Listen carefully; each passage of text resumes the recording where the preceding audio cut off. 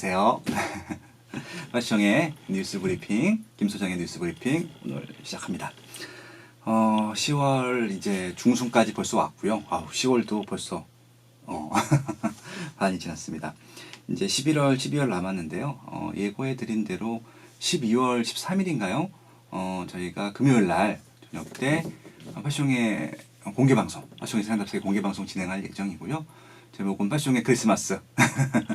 따뜻할지 어떨지 지금 이런 부동산 시장이 되게 혼란하지만 그날만큼은 따뜻한 시간들 만들 수 있도록 한번 준비해 보겠습니다. 그래서 좀 많이 신청해 주시면 좋을 것 같고요. 마찬가지로 오시는 분들한테는 좀 선물 될 수 있도록 좋은 시간과 좋은 선물 또 준비해 보도록 하겠습니다.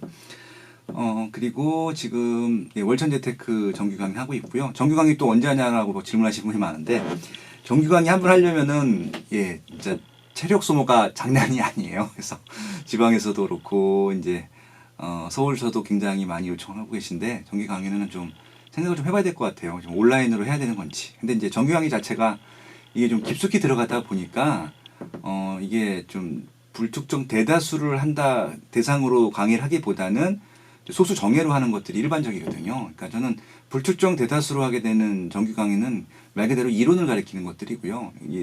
소수 정예로 하는 것들은 어떻게 보면 좀 진짜 개인 코칭을 하는 것 같기 때문에 좀 다른 분야라고 생각을 하고 있습니다. 그래서 좀 아직까지 좀 불특정 대다수로 하는 정기 강의를 할 것이냐 말 것인지 좀 판단을 해봐야 될 것 같고요. 그렇습니다. 그리고 11월 달에 이제 푸푸스랑 또 분기마다 한 번씩 했던 시장 특강 합니다. 아마 또 싹 다 바꿀 거고요. 내용을 2020 부동산 시장에 맞춰서 강의를 할 예정입니다. 그래서 아마 완전 새로운 강의가 될 것 같고요. 그것도 좀 잘 준비해 보도록 하겠습니다.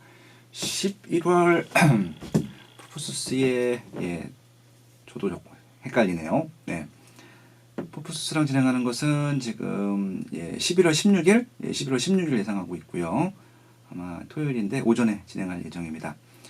네, 그리고 지금 10월이죠. 이 방송이 아마 나갈 때쯤에 아마 공고가 나왔을 것 같은데, 그러니까 지방 행사가 있어요. 울산에서 세이마음 카페라고 해서 거기서 이제 재테크 무슨 세미나를 하는데 초대를 받았습니다. 그래서 저 혼자 하는 건 아니고 금융 쪽하고 부동산 쪽, 제가 부동산 쪽 파트를 맡았고요. 그래서 제 블로그에는 아마 공개를 했을 텐데 세이마음 카페에다가 응모를 하시면 되고요. 제 블로그에 링크 걸어놨습니다. 그래서 울산에서 혹시 강의 듣고 싶으신 분들은요, 중요한 건 무료입니다. 무료.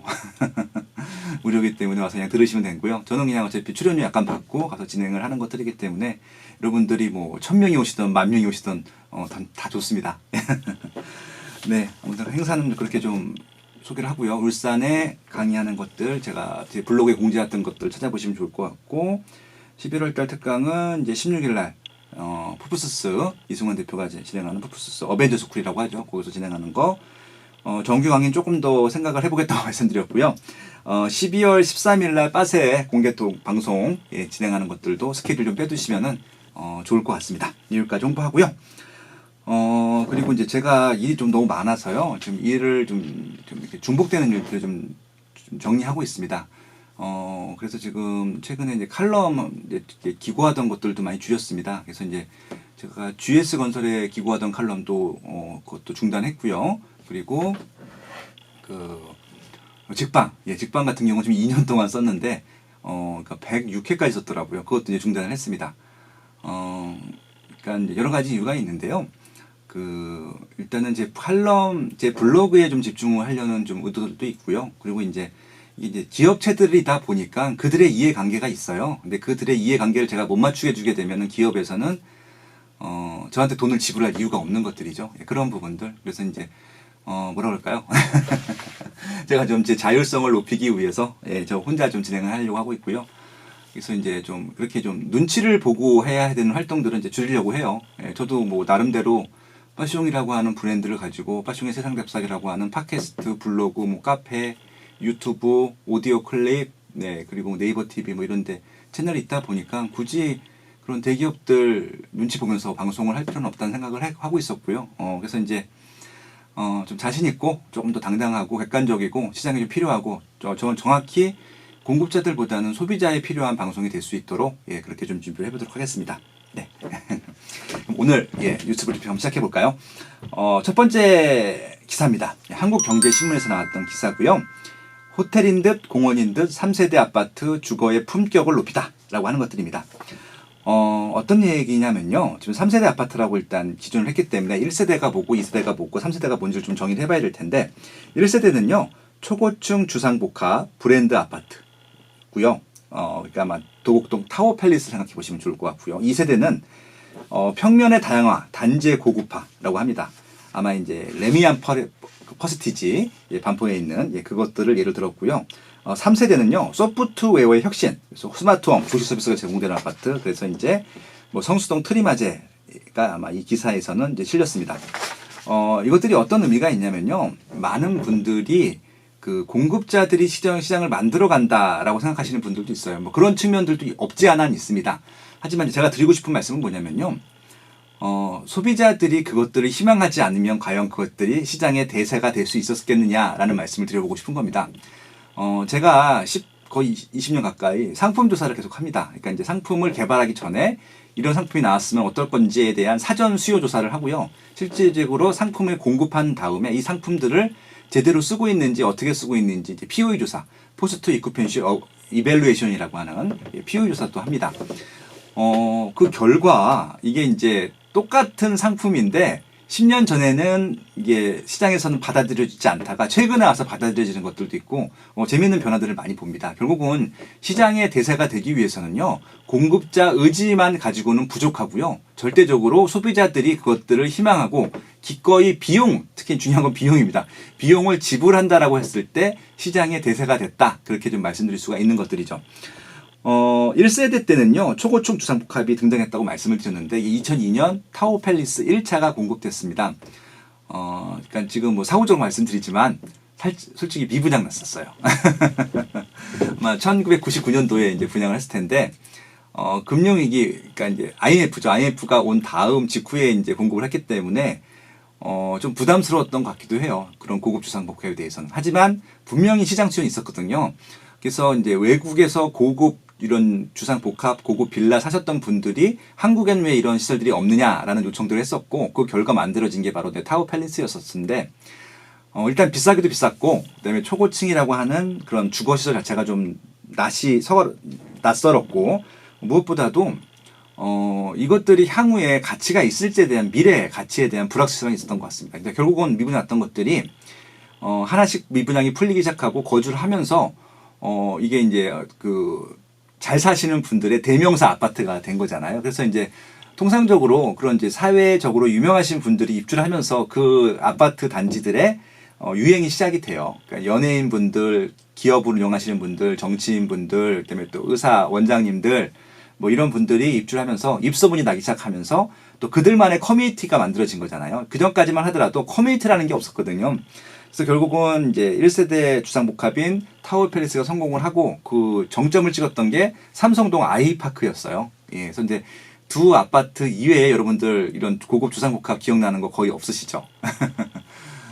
뭐 저기 반포동 가면은 이제 대림 아크로빌이라고 하는 것들도 있었고요. 상품 백화점 그 부지에 맞췄던 각 지역마다 되게 유명한 아파트들이 있어요. 또 잠실을 가면 잠실역에 갤러리아 팰리스가 있죠. 예, 그런 부분들도 있고 롯데캐슬 뭐 아이비라든지 뭐 이런 것도 여의도감도 있고요.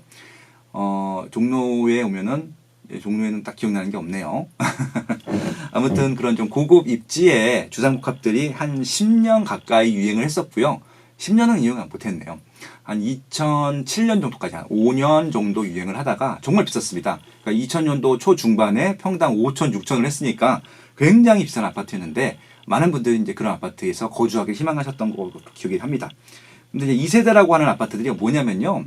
여기는 레미안 퍼스티지가 나오는데 이제 레미안 퍼스티지랑 반포자이랑 2009년도에 입주를 하는데 이 두 단지의 특징은요.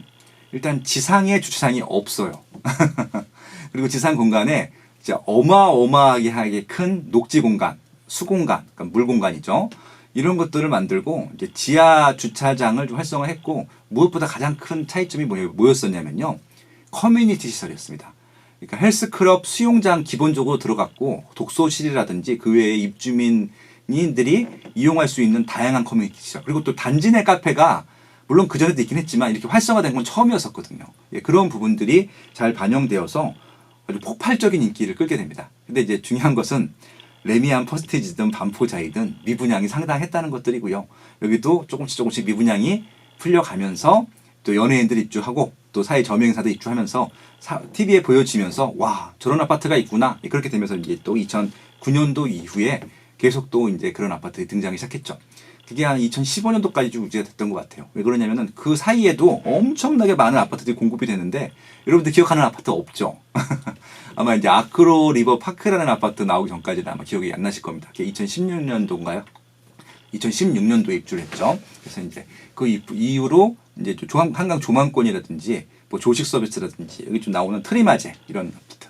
근데 그런 아파트들은 또 겉보기에는 레미안 퍼스티지랑 큰 차이가 없어 보이기도 하는데 뭐가 다르냐면요. 안에 들어가면은 이게 첨단 시설인 거예요. 사람들이 들어갔으면 들어갔다라고 내부에 나오기도 하고 뭐 오늘 날씨가 나오기도 하고 바깥에 어떤 온도가 있고 어떻게 또 세팅을 하게 되면은 내가 집에 없다 하더라도 내부 이런 가전제품들이 또 알아서 움직이기도 하고 추우면 이제 자동적으로 난방이 가동되기도 하고 뭐 그다음에 더우면 에어컨이 가동되기도 하고 환기도 되고 뭐 이런 것들. 아무튼 이제 사람이 마음 먹은 대로 이루어지는 공간들을 만드는 게 지금 3세대라고 합니다. 그래서 이제 이렇게 지금 시장이 변화하고 있는데 중요한 것은 지금 부동산 시장을 이끌고 있는 거는 3세대 아파트가 맞는 것 같아요. 왜 그러냐면은 2세대도 지금 충분히 많이 오르고 있지만 가격이요 3세대 아파트가 더 비싸요. 근데 이제 앞으로 이런 아파트들이 더 비싸질 겁니다. 왜 그러냐면은 사람들은요 좋은 거 쓰게 되면은 거기에 익숙해지잖아요. 뒤로 못 돌아가요. 그러니까 비용을 더 지불한다 하더라도 좋은 거를 쓰고 싶어 하거든요. 그런 부분들 때문에 아마도 3세대 아파트들 인기가 많을 것이다. 그래서 여기서는 이제 이런 말씀 드리고 싶은 것들이죠. 2세대든 1세대든 아니면 0세대든 그런 아파트들이 3세대나 또 그 다음에 4세대가 나오게 되면 그런 아파트로 바뀔 수 있는 여지가 없다라고 하면은 지금 구축들 같은 경우는 매수하시면 안 되는 것들이 되는 것들이고요. 지금은 낡았지만 업그레이드가 될 수 있다라고 하면은 매수하셔도 되는 것들이고 당연히 신축들은 매수하셔도 되는 것들이고요. 한 신축에 살면서 20년 정도 동안은 괜찮아요. 실거주할 때는. 근데 가격이 좀 덜 오를 수는 있지만 실거주하는 동안에 인플레이션만큼은 오른다라고 볼 수 있기 때문에 요런 한번 이제 상품의 변화들 한번 눈여겨보시면 좋을 것 같습니다. 제가 강의 시간에 굉장히 많이 예를 드는 이제 상품에 대한 수용도 부분인데요. 지금은 집들이 부족한 시절이 아니기 때문에 과거 같은 경우는 무조건 집이 부족했기 때문에 집이 입지만 좋으면 다 올랐었는데 요즘은 입지만 좋아서는 안 되고요. 상품이 좋아야 돼요. 단적인 예가 반포동에 있는 새 아파트 때문에 지금 강남구 압구정동을 역전한 거잖아요. 근데 이제 강남구 압구정동이 재건축이 되면은 대한민국에서 제일 비싼 아파트가 되겠죠. 그건 단원권도 이렇게 될 거기 때문에 지금 반포동이 역전한 이유는 딱 하나입니다. 재건축이기 때문에 그렇습니다. 새 아파트가 될 것이기 때문에 그렇게 이해하시면 됩니다. 그래서 이 기사 그렇게 좀 읽어보시면 좋겠다. 말씀을 드릴 수 있을 것 같고요. 이런 얘기는 저밖에 안 해요. 그죠? 두 번째 기사입니다. 공실이 장기화 더는 못 버틴다. 위례 신도시 3가 임대료 절반 뚝. 제가 이제 정규 강의 때는 이제 주로 아파트 위주를 하지만 수익형 부동산 말씀도 많이 드립니다. 수익형 부동산의 대명사가 오피스텔과 상가인데 이 오피스텔과 상가를 접근하는 매수하는 이런 방법에 있어서는 아파트와 다른 방법으로 가야 된다고 말씀을 드렸습니다.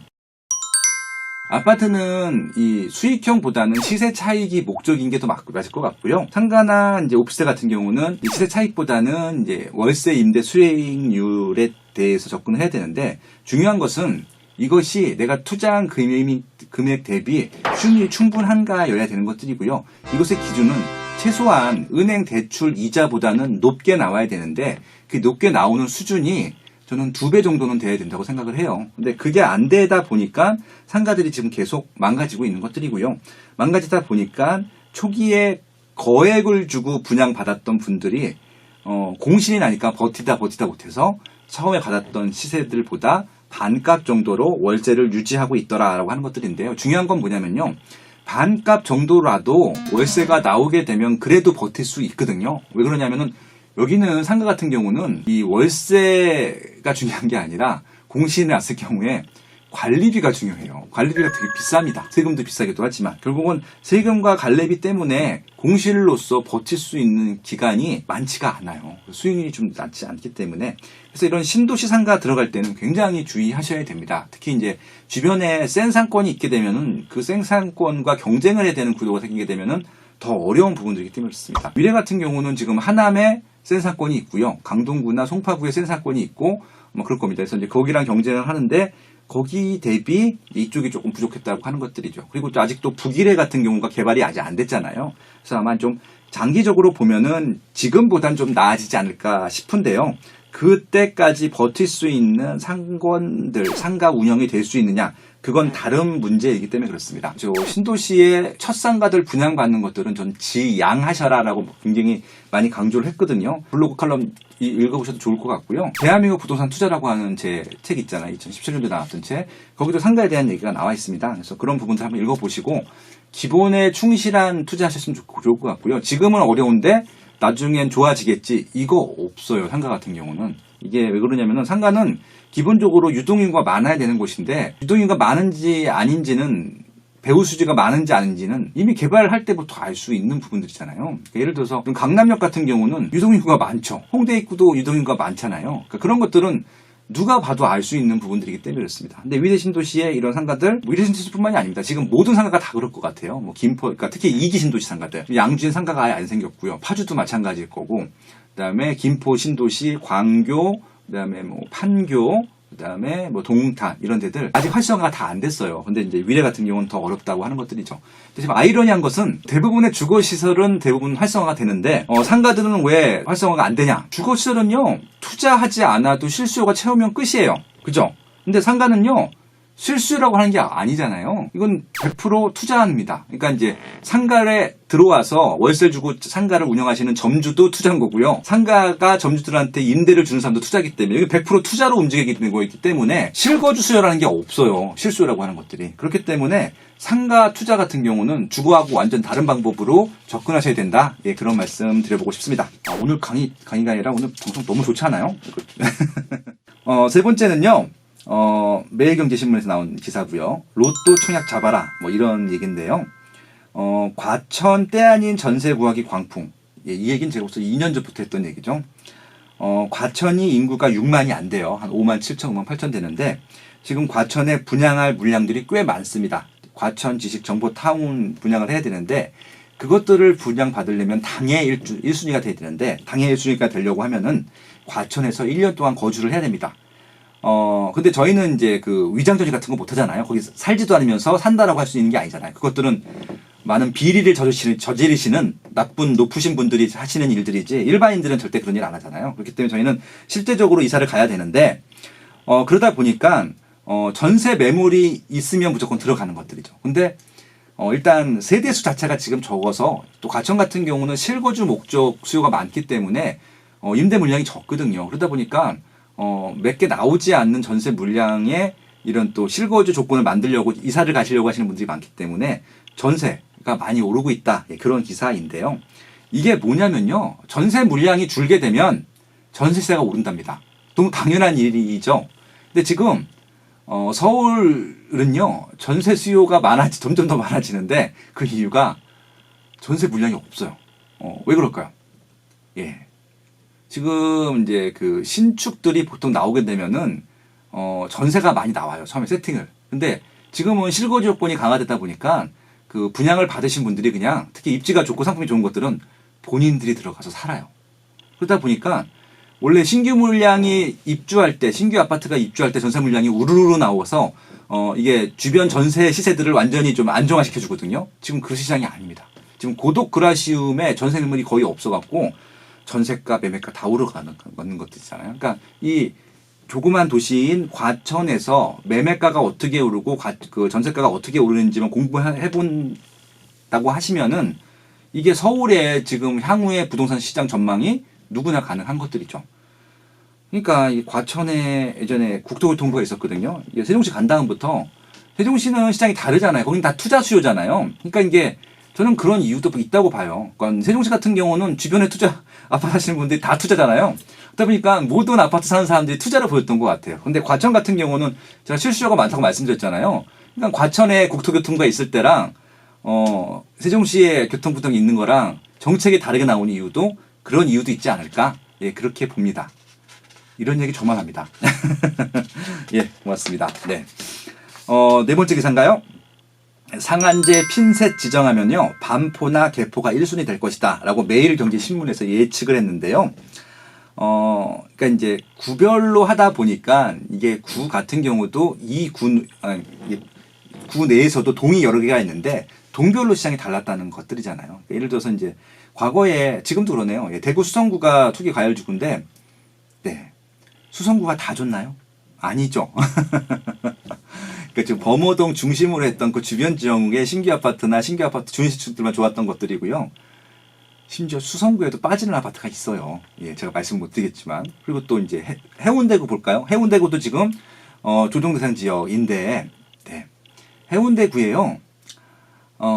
우동, 자동, 뭐 중동, 여러분들이 잘 알고 계신 뭐 마린시티, 센터시티만 잘 나가는 것들이지. 반여동, 반성동, 약간 제송동, 반여동 들어보셨나요?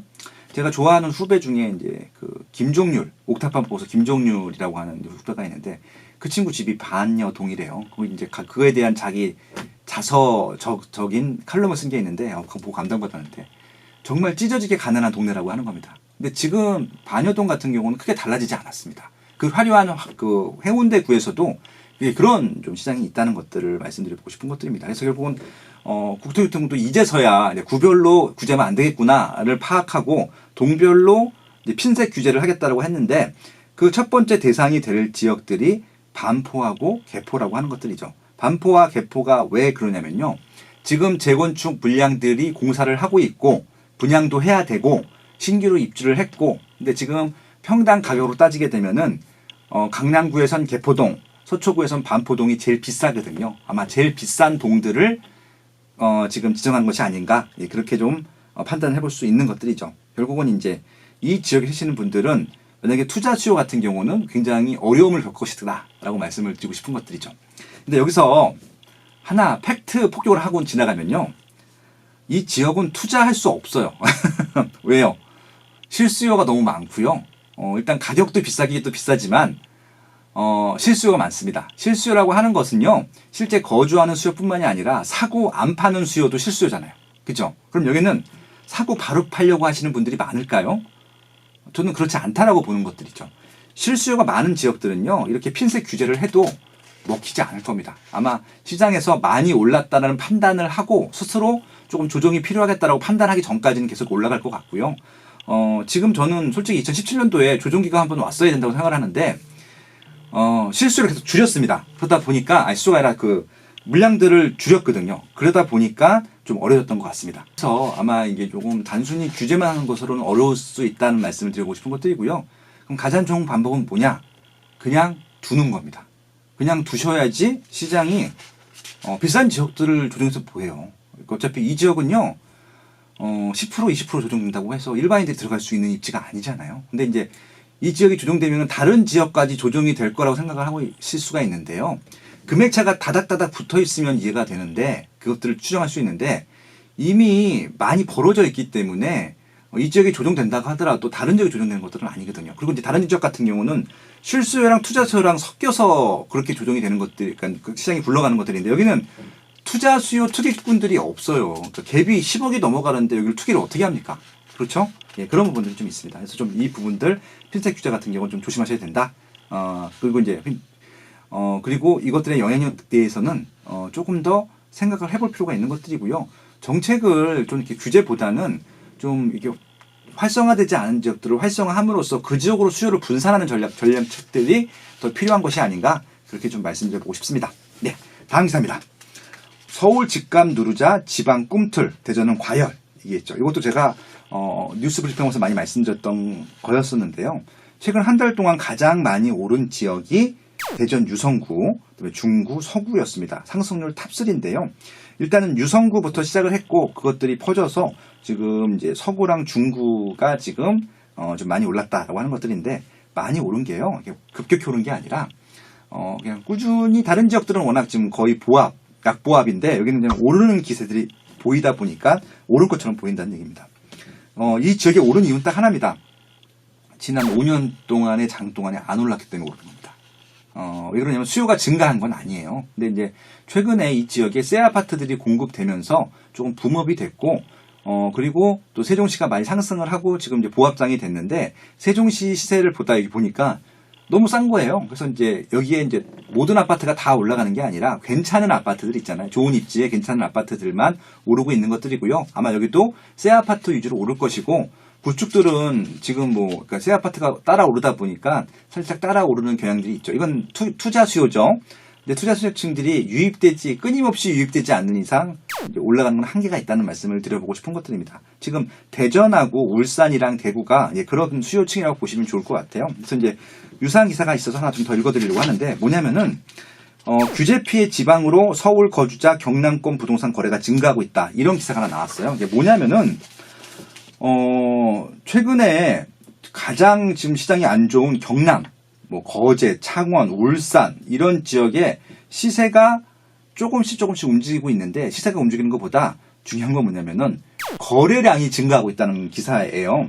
그러니까 이제 지금 특히 서울 거주자가 매수한 건이요.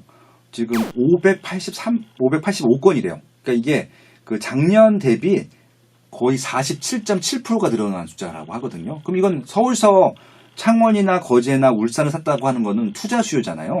경제에서 얘기하는 투기 수요가 될 것이고요. 그럼 이것들 때문에 거제나 울산이나 창원의 시세가 올라갈 것이냐? 올라갈 수 있죠. 올라갈 수 있는데 투자 수요로 투기 수요로 올라갈 수 있는 것들은 단기간입니다. 단기간. 그래서 어설프게 투자하실 분들은 들어가시면 안 된다는 말씀을 드려보고 싶은 것들이고요. 제가 투기를 하지 말아라, 투자를 하지 말아라 그것들에 대해서는 제가 할 말은 없습니다. 근데 제가 우려하는 건 뭐냐면은 일단 실수요가 많은 지역들은 투자하셔도 됩니다. 라고 말씀드릴 수 있는데 실수요가 많지 않은 지역들 같은 경우는 상투를 잡을 수 있을 것 같아요. 지방 투자자들의 항상 끝물은 그것들이거든요. 지금 전반적으로 수요가 감소를 하고 있어요. 지방 같은 경우는. 그 시점에서 살아남을 부동산과 살아남지 못할 부동산이 있을 텐데 지금 멋모르고 모든 아파트가 다 올라갈 것을 기대하면서 이게 진짜 2013년도 전후에 모든 아파트가 다 갔었거든요. 이제 그런 시장들을 기대하면서 무작정 갭 투자하는 것들은 저는 말리고 싶습니다. 그 말씀 드려보고 싶고요. 하지만 분명히 그 지역 내에서 실거주 수요가 많은 지역이 있고 실거주 수요가 많은 아파트들이 있을 텐데 그런 것들을 사시는 것들은 중장기 투자로는 추천할 만하다라는 말씀을 드려보고 싶은 것들이죠. 그렇게 좀 이 기사는 읽어드리고 싶습니다. 강남 아파트 4채 중에 한 채는 지방 큰손 매입입니다. 그러니까 이게 어떤 차이인지 느껴지시나요? 거제, 창원, 울산 같은 경우는 제가 단타로 들어갔을 가능성이 높다고 말씀드렸잖아요. 강남의 아파트들을 서울 분들이 아니라 지방 분들이 샀다고 하잖아요. 이거는 단타로 들어갔을까요? 이거는 중장기잖아요. 근데 강남 아파트는 실거주 수요가 많은 지역이라고 말씀드렸죠. 이해하세요? 두 기사의 차이. 그러니까 투자 전략을 어떻게 갖고 하셔야 되는지. 제일 중요한 건요. 실수요입니다. 그것들을 무시하시면 절대 안 되고요. 이 실수요에 대한 얘기들은요. 대한민국 부동산 투자 시리즈 4부작이 있어요. 대한민국 부동산 투자 꼭 읽어보시고 서울 부동산의 미래, 서울이 아니어도 올 곳은 오른다. 지금도 사열 아파트는 있다. 4곳을 꼭 읽어보시기 바랍니다. 그리고 최근에 나왔던 수도권 알짜 부동산 답사기는요. 그 다음에 한 번 더 읽어보세요. 제가 놀라운 팁들을 찍어놨습니다. 여기까지 할까요, 오늘은? 오늘 굉장히 좋은 기사가 많아서 재밌게 읽어드렸던 것 같고요. 다음 주에는 조금 더 디테일한 기사 가지고 또 와서 말씀드리도록 하겠습니다. 지금 날씨가 추워지고 있기 때문에요. 감기 조심하시면 좋겠다는 말씀을 드려보고 싶고요. 시장이 어수선하기 때문에 묻지마 투자하지 마시고요. 그러니까 본인들이 의사결정했을 때 확실하지 않으면은 들어가지 마세요. 그리고 이제 정 모르겠으면은 제가 늘 말씀드리잖아요. 제일 비싼 거 하시고요. 압구정 현대아파트 사세요, 그러면. 그거 아니시면은 공부 좀 하시기 바랍니다. 빠숑의 세상 답사기가 늘 함께 하겠습니다. 고맙습니다.